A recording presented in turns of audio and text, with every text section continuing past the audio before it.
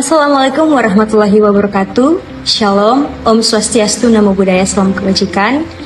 Perkenalkan, nama saya Niken Lamonja dengan NIM 250711010124. Baik, di sini saya akan menjelaskan materi tentang kekuasaan kehakiman.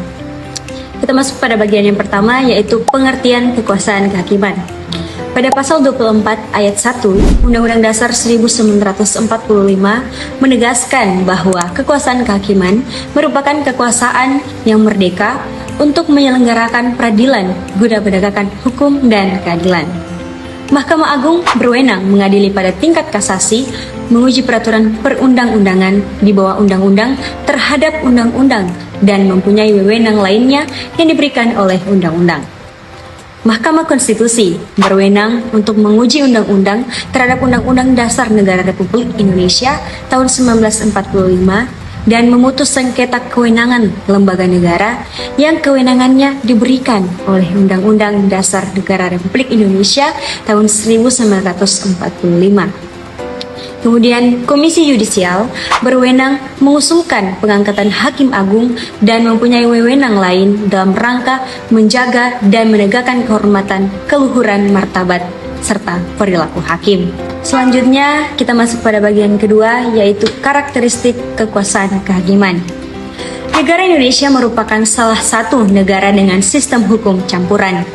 Dalam sistem hukum campuran sendiri, tidak hanya peraturan perundang-undangan saja yang berlaku, melainkan berlaku pula hukum pidana, hukum perdata, hukum adat, dan hukum nasional sebagai pedoman hakim dalam memeriksa, mengadili, dan memutuskan suatu perkara. Hal ini diatur dalam Undang-Undang Republik Indonesia Nomor 48 Tahun 2009 tentang kekuasaan kehakiman.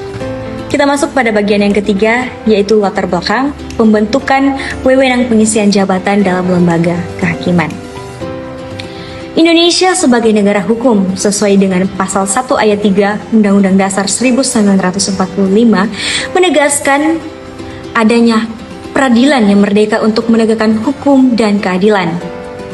Namun, sebelum era reformasi 1998, peradilan masih berada di bawah pengaruh eksekutif. Reformasi konstitusi memperkuat prinsip pemisahan kekuasaan dan menegaskan kembali kemerdekaan kekuasaan kehakiman. Hal ini diwujudkan melalui Undang-Undang Nomor 48 Tahun 2009 tentang kekuasaan kehakiman yang menegaskan asas peradilan yang independen, bebas dari campur tangan, serta dilaksanakan secara sederhana, cepat, dan biaya ringan. Secara umum, kekuasaan kehakiman dibentuk untuk menjamin tegaknya negara hukum, melindungi hak asasi manusia, serta menciptakan sistem check and balance dalam penyelenggaraan negara.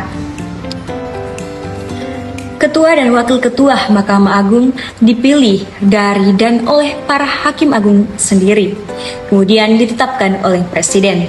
Sementara itu, hakim pada peradilan di bawah Mahkamah Agung diangkat oleh Presiden atas usul Mahkamah Agung. Berbeda dengan itu, Hakim Konstitusi berjumlah 9 orang yang masing-masing diajukan oleh Presiden, DPR, dan Mahkamah Agung. Masing-masing 3 orang lalu diangkat oleh Presiden. Nah, bagaimana mekanisme pengangkatan Hakim Agung di Indonesia menurut pasal 24A Undang-Undang Dasar 1945? Dan apa perbedaannya dengan pengangkatan Hakim Konstitusi? Jadi, mekanisme pengangkatan Hakim Agung menurut pasal 24A Undang-Undang Dasar 1945 itu terdiri dari beberapa tahap. Yang pertama, seleksi oleh Komisi Yudisial. Komisi Yudisial menilai calon Hakim Agung ini berdasarkan integritas, kepribadian, profesionalitas, dan pengalamannya di bidang hukum.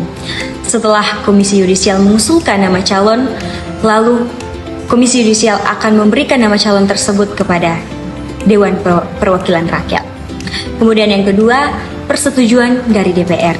DPR melakukan uji kelayakan dan kepatutan, kemudian memilih dan memberikan persetujuan terhadap calon yang diajukan oleh KY. Kemudian yang ketiga, penetapan oleh Presiden. Setelah mendapat persetujuan dari DPR, calon Hakim Agung diangkat secara resmi oleh Presiden. Pengangkatan ini dilakukan oleh Presiden Republik Indonesia melalui keputusan Presiden. Jadi kesimpulannya itu melalui KY terus diusulkan kepada DPR dan ditetapkan oleh Presiden. Nah, sampai sekarang masih banyak pertanyaan. Bagaimana jika putusan Mahkamah Konstitusi bersifat final dan tidak bisa dibanding?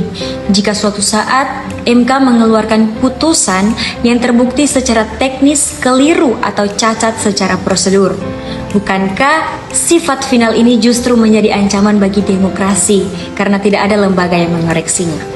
Nah, jawaban dari hal tersebut adalah memang benar hal tersebut menjadi ancaman bagi demokrasi. Cacat prosedur dalam pengambilan keputusan Mahkamah Konstitusi menjadi salah satu tantangan bagi negara demokrasi. Hal semacam ini disebut sebagai yuridis tirani. Namun, sistem hukum di Indonesia menyediakan mekanisme koreksi seperti Majelis Kehormatan Mahkamah Agung atau MKMK. Yang jika terdapat pelanggaran etik yang dilakukan oleh hakim, MKMK dapat memberikan sanksi terhadap hakim tersebut. Sanksi terberat yang dapat diberikan kepada hakim tersebut adalah pemberhentian dengan tidak hormat.